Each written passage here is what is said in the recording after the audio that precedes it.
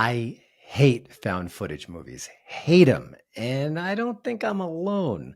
We got a glut of found footage movies after the release of the Blair Witch Project in 1999. The movie was a sensation. It changed the game. It caught everyone by surprise. You guys say you know something about the Blair Witch? And all of a sudden, we got a flood of found footage horror movies and some other genres as well, but mostly horror. And some of them, a few of them, were actually pretty good. The Taking of Deborah Logan comes to mind. Also, Willow Creek from Bobcat Goldthwait, good found footage movies. The rest, mostly not so good. The Paranormal Activity series had some moments as well, but generally speaking, it was a gimmick that needed to go away, and it mostly has, which is good because it's done. I mean, at some point, you just can't explain why these particular characters are on screen, keep holding those cameras, keep recording footage. It just doesn't make any sense. Come on, put the camera down. And with horror films, we can suspend a lot of disbelief. You have to. The horror genre just demands it. But, it was a bridge too far. So now they're mostly gone. But that doesn't mean you should shy away from a new movie called Found Footage, because actually, you should lean into it. The full title is Found Footage, The Making of the Patterson Project. It is a satire, it is a horror movie, all blended together, and quite well, I might add. Actually, horror comedies are one of my favorite genres, and they're really hard to get right, but this one does just the trick. It follows a young, hungry filmmaker who decides to make a found footage movie about Bigfoot. Doesn't have a lot of budget, doesn't have a lot of resources. Hey, I've got to get this movie made. Let's do it the found footage way. And of course, along the way, the set, well, there are some problems on the set. Not just the usual stuff, the usual complications, but is something going on behind the scenes? Is there something maybe even supernatural at work? That's the gimmick here, and it's a good one. There are so many films lately that are neither fresh nor funny. This one is both. Found footage checks both boxes, does it quite well. Surprise, surprise. So when I was offered the chance to interview two of the main players behind the scenes, I said, heck, why not? I want to find out more about found footage, how they made the film, some of their influences, things that helped make this project possible. Here's a sneak peek of the movie, available now on video-on-demand platforms. So I've had the idea of doing a horror film, found footage, and then of course Bigfoot has always fascinated me. You're totally forsaking the integrity of the movie. If we have no money, there is no movie, there is no integrity. This is a napkin, and we'd like it on an actual check. No. Yes. We got a lot of problems happening right now, man. I don't want to tiptoe around anything. But the thing about it is, you have to look at it like a challenge. This is how you show your worth as a filmmaker. Meet Max Tzannes and David San Miguel. Max is on the left. They are part of the creative team behind the movie, and they can share some great behind-the-scenes stories about what makes this tick, and also what projects they might be working on in the future, because I think after you see the film, you want to know what they've got up their sleeve next. So I hope you enjoyed this conversation. Again, the movie is Found Footage, The Making of the Patterson Project, on video-on-demand platforms right now, and I think you'll enjoy it as much as I did. Well, Max and David, thanks for joining the show. Really enjoyed your new film and wanted to find out, I guess it's always easy to start with the obvious question, is the origin story, how the idea for found footage came about, and what did it kind of spark all at once? Was it a collection of kind of mini ideas cobbled together? Let's get the sort of the start of the project. Sure. Yeah, the start of the project. Well, we had just finished our first movie, if you can believe it. And we quit our jobs for that movie because we imagined we'd be millionaires right after the movie was made, which was forward thinking, I think. And we're kind of sitting around, and that one came out pretty well, and we thought we could make another one maybe pretty low budget if we were able to pull it together. And we just had we've been working on movies together for 7 years, short films, and I think that the first thing was just, we had this big catalog of experience on set where it feels like everything goes wrong at all times. So how can we kind of get that feeling and then maybe layer it into something that A, is funny, but then B, has like a genre element. And I think the biggest spark for us was if we were on set legitimately, and everything was going wrong, and there was a true presence that meant us harm, we'd probably just chalk it up to being the chaos of set, and we wouldn't really think too much about it. And I think the irony of that was something we're like, that feels like a movie. So we started to write around that concept. And then from there came all the layers and the, what kind of movie they're making and everything. And then, then we started layering the influences. Christopher Guest, huge influence. We love mockumentary. The Office is obviously when you grow up watching something like that, which we both did, that's just in your DNA. So it kind of all spurred from that. I don't know about you, but for a lot of horror movies, sometimes it's hard to buy the characters not pointing at the thing and saying, that's a big scary monster, right? And I'm sure there'll be some people who watch our movie like, how are these people not leaving the location? And all I can tell you is if I was the last day of shooting and I had 20 pages to shoot and someone told me I need to do a company move, I probably wouldn't do it. I think one of the things your film does so well is it captures, like you said, the chaos of a film set and also the sweet naivete of this whole collection of personalities where nothing will get in their way. Even the hint of a supernatural problem is there. But I think that's a trickier thing to say. To do than to kind of say. How did you kind of pull off that balance? Because I think there's a sweetness to the story that feels genuine and raw. But I think kind of getting there is not always easy. Well, there's some scenes I think that were kind of scary to keep in because you're not sure. We have a scene in the first 20 minutes where a character just talks about how he's not getting his movie made for a minute and a half. And it's, you just see him, you see him at work and he's talking about how hard it is. And I think in a mockumentary, it's scary when you're not throwing out jokes every second. But that was one that we showed a rough cut to our lead actor, Brennan. And we did it with it, and then we took it out in the next one. He said that was my favorite scene in the movie. Of course, now it's his scene, so of course he likes that scene. But he was like, I showed other people, and I think that it really humanizes the character, and it lets them know the truth of this thing, which is 1 second it feels like your dreams are coming true, and then the next you have to go grind coffee beans for 9.5 hours. One of the things that's interesting about the film is the Bigfoot connection. And I have a friend who's a filmmaker. He just made a film called The Sasquatchologist. It's a wonderful film, but he really did a deep dive into that community. It's fascinating. I don't know if you both had the chance to kind of look into the lore behind that or that kind of, I know it's not the thrust of your film, but it's in there for sure. Any thoughts on the Bigfoot part of the story? I think Chase went on that deep dive, real deep for sure, because he's a Bigfoot enthusiast. What do you think? You can give him the down low on that. Yeah, I think for us it's more of like it's a fascination. We're a 3-man team here, and while we were discussing what could be the creature for the subject of Chase's movie in the movie, and it needed to be something like recognizable enough that people like right away they don't get hung up on like what are the rules of this thing. You can't raise any questions. People just kind of have to have a baseline that they understand. It's a Bigfoot. It's a Bigfoot. Just a Bigfoot thing, movie walking around the forest, big scary thing. It's probably going to get them. It's probably going to get them at some point. So you can just fall into that story a little easier with less questions. And also the third member, Jake Souza, who we're missing today, but we love him. We love him dearly. Jake, this one's for you. He just loves Bigfoot. And so he brought that up and was pretty enthusiastic about using that. And we were like, that's a great idea.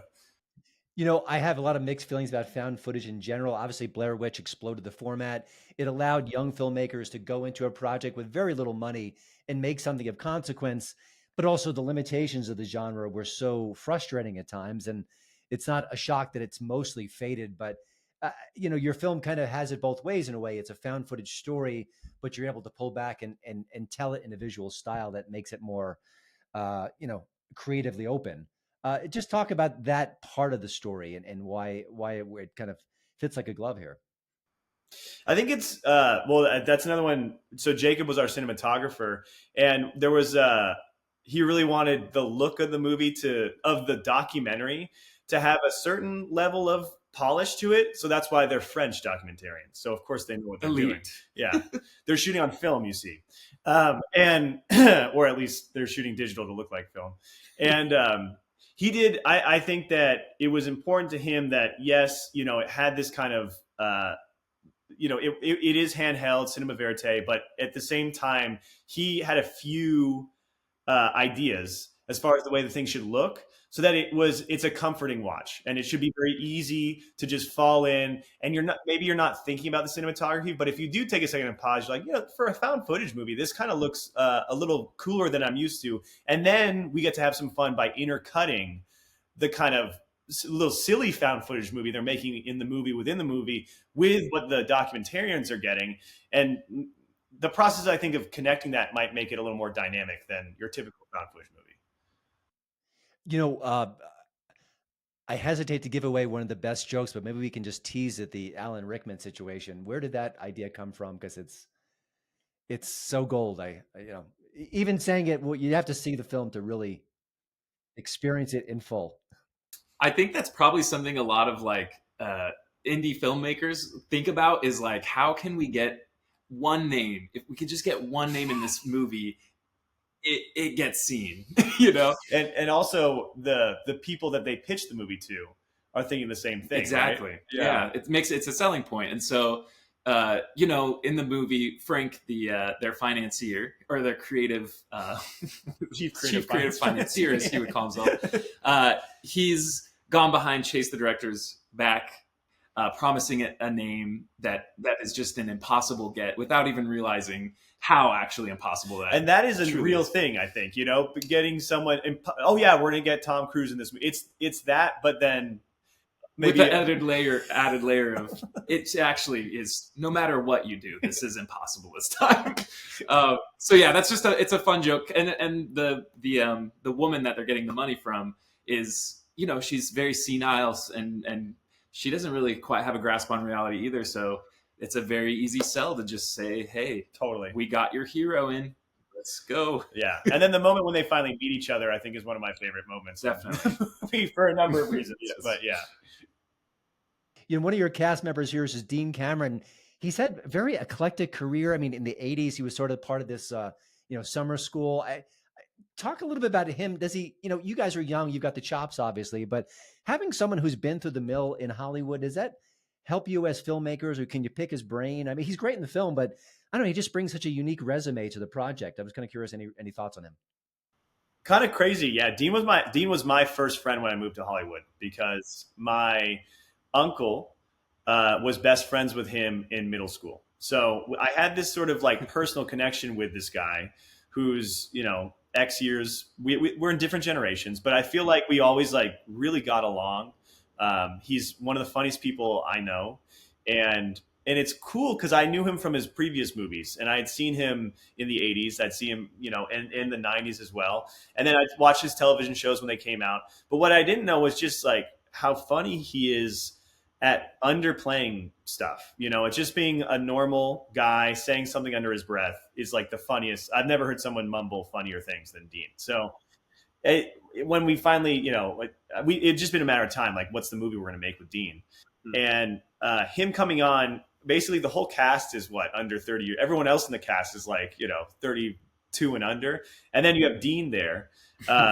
And it very much in the movie, he kind of grounds the thing a little bit. He's a true professional. I trust his instincts when a scene's going a certain way, and he pulls me over, hey, why don't we just, and he's very kind about everything, but I think he has a really good instinct about that sort of stuff. He's also a fantastic writer too. So he knows good, what's a funny joke.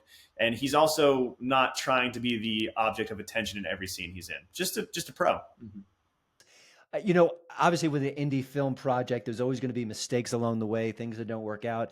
And often you get the happy accidents that come as a result. Was there anything like that on the set you could share, a quick little moment where things just went wrong and you thought, let me pivot, and then actually it ended up better? Wow. I feel like every scene has something like that. It's yeah. I think the biggest part of that is probably for this one, because it was improv, and we had never really done anything like that where it was so heavily improv. It was accepting where the actor's instincts were to take a specific scene. It didn't go wrong, but on set, I'll give you an example of one. So there was a scene where an actor has trouble using a camera in the scene. I think it's one of the funnier scenes in the movie. And I remember while it was happening, I was looking at Brennan. I could tell he was actually getting frustrated during this. He was actually getting mad during the scene, and it was almost all improv because the scene was like one line long, and it ended up being this like fine. He go back and forth. And I pulled Brennan aside. I was like, "What's going on?" He's like, "I feel like we're overplaying the scene. I feel like we're going way too hard. It's too big." I'm like, I don't know, man. I think it's funny. And then I showed him the cut of the thing, and he's like, "Don't touch 1 second of that scene. That's my favorite scene in the movie." So I think that there was for this movie because we're pretty meticulous with the planning. Uh, it would, and then we gave ourselves more like time to create it within the confines of that. It was a lot more like that, finding scenes that went in a direction that maybe we weren't anticipating quite as much. Frank, for example, was like on the page. He was a total prick basically the entire time. Chase was not a very likable character on the page. And they did a lot of improv in the actual movie to make them more likable. And that's why it's really heartening to hear that you found what I think is very important, is that it is coming from a place of love, this movie. And it's coming from a place of shared experience, frankly. Yeah, I mean, I think satires you can tell when the filmmakers or the creators have their heart in the right place and they have genuine affection for the product versus kind of a snarky, mean spirited, which nothing like that at all. You guys are young filmmakers at the start of your career. You're just getting started here. It's such a weird landscape right now. There are so many platforms. Your work could be on Hulu or Netflix. It can go straight to VOD, and yet there's so much content you're competing against at the same time. Do you do you swing madly from optimistic to pessimistic about the work you'll be doing down the road, or what how do you kind of view the Hollywood right now? Yeah, that's a tough one. I mean, we any like if we get an inch, we'll take a foot, whatever we can get, basically. So we're so on the outside of the large pendulum swings that go on in Hollywood.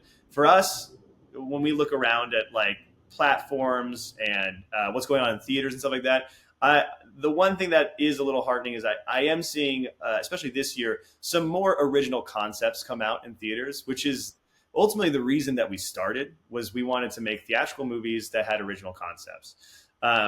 Now, how that looks in 15, 20 years, no idea. But I think we're always going to be writing movies that are towards that goal, even if that place doesn't exist. I still think those movies will probably play better at home, even if they're we originally had them for a theatrical release, like in our minds.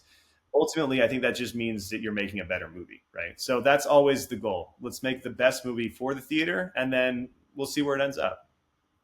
One of the things I noticed about the film, and I didn't do a deep dive into it, but I remember in 1999 when Blair Witch came out, I believe there was a website that was pretending this was really happening, that this was, they found the footage, we lost these filmmakers, and I'm pretty sure that you've got something similar going on with your film. Can you talk a little bit about that before we wrap up? Yeah, it's just part of our marketing. We're like you're saying, it's a pretty bloated market. So it's like, how do we cut through, make something that's like a little more, I don't know, that could pop up anywhere for someone to like ping their interest, click on something, go down the rabbit hole. So it started with this website we created that may or may not be real. It's the pattersonproject.org. And yes, it is an homage to Blair Witch, how they did their campaign as well. It's just like we try to make it look very old, very start of the internet. You kind of like feel weird just even being on it. And if you click around on stuff, something weird will like pop out at you, or it'll be a joke, But it's all like points back to the movie, and we're just trying to get people excited to watch this kind of weird, fun, heartfelt movie. All right, last question. I mean, what are you working on next? Is it too soon to even get into that, or anything you can tease for what the next project will be? We got a few. We're always trying to find the next thing. So we've got a few. Are we allowed to talk about this? I think there's nothing we can talk about, but we can say that we're in the horror realm, we're in the comedy realm, and we're in the horror comedy realm. And I think as you watch, you watch the movie, we have a big. I think as much as that movie starts as a comedy, becomes a horror movie, it really is, for me as the filmmaker, a lot of the scares are jokes to me. And I do think our future will probably be continuing to go even more comedy. So I think if we are going to be, whatever our next project is, I have a feeling it'll be probably either a horror comedy with, again, strong comedy, or just a straight up comedy film, which wouldn't that be nice to see in the theaters again? Well, before we let you go, what is the best way that people can see found footage, the making of the Patterson Project? Right now, you can catch it on Apple iTunes or on Amazon, as well as YouTube too. So any of those, check it out, and yeah, we hope you enjoy it. Yeah, it's a really enjoyable film. I'm a little bit jaded because as a film critic, I see so many formulaic projects and things that just feel, if they're not written AI, you can almost sense that they might have been. But this is fresh and funny and sweet. I laughed a lot, and it's the kind of good jokes where it comes out of characters and situations where it's not just forced into it, which is all the better. But thanks both of you. I'm hoping we can talk again down the road. Go check out the film. It is really enjoyable, and horror comedy is my sweet spot, and you guys nailed it. So congratulations. Thank you so much. Thanks, Christian. That's so kind. Appreciate it. Well, that's it for this bonus episode. And I confess, I've had some issues making new shows. I had a double barrel full of fun, lost my voice a few days ago, and then my eyes just completely got allergied up. Is that a term, allergied up? I think if it isn't, it should be. Just unpresentable on camera. So, of course, had to take a step back and wait till I got fully healthy, which I think I am now. We've got some great interviews that are in the can, as they say, including the great John Ondrasik, Five for Fighting, and also Mark Judge, a terrific entertainment journalist who shares some cool behind-the-scenes stories. And also, he's got a screenplay that would make a great movie if only Hollywood would wake up and actually make the film, or even conservative Hollywood. That's coming soon as well. So for now, I hope you'll like and subscribe and do all the things that boost that algorithm. Of course, check out HollywoodInToto.com. My site never sleeps. If I lose my voice or I lose my peepers, I can still keep that site alive and well. And of course, it's updated 7 days a week with the greatest news, reviews, and commentary about everything happening in pop culture. Like this show, it's from a right of center perspective. Of course, this episode was politically neutral. I love that as well. A lot of the content on the site is just that, but we do want to cover Hollywood from a right-leaning perspective because Variety won't do it, Deadline won't do it, The Hollywood Reporter sure won't as well, but that's exactly where we come in. So I hope you'll have a great week. Again, apologies for my failing health, but I am back fit as a fiddle or close to it, and we will see you soon.